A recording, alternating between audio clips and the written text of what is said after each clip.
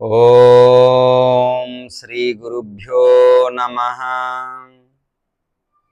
అందరికీ నమస్తే అండి. శ్రీమద్ భగవద్గీత 6వ అధ్యాయం నుంచి 22వ శ్లోకం, ఆ శ్లోకం యొక్క అర్థం తెలుసుకుందాం. యం లబ్ధ్వా చాపరం లాభం మన్యతే నాధికం తతః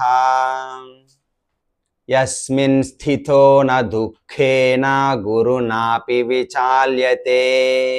పరమాత్మ ప్రాప్తి రూపలాభమును పొందినవాడు అనగా భగవత్ సాక్షాత్కారమును పొందినవాడు మరే ఇతర లాభమును కూడా దానికంటే అధికమైన దానినిగా తలంపుడు.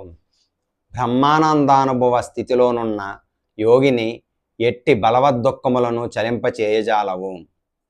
భగవత్ సాక్షాత్కారమును పొందినటువంటి యోగి ఎవరైతే ఉన్నారో ఆయనకి ప్రపంచములో ఉన్నటువంటి ఎటువంటి సుఖం, ఎటువంటి ఆనందం ఏదైనా సరే ఆ ఆత్మానుభూతి తర్వాతే ఏదైనా కానీ, అంటే ప్రపంచంలో ఎటువంటి సుఖం, ఎటువంటి ఆనందం అయినా సరే దాని ముందు దిగదుడిపే అని దాని అర్థం అన్నమాట.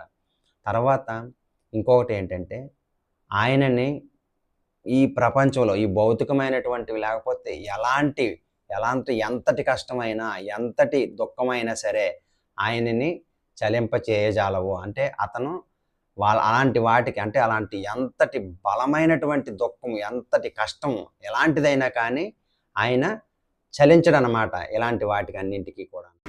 రేపు మరొక శ్లోకంతో మళ్ళీ కలుసుకుందాం. హరే కృష్ణ.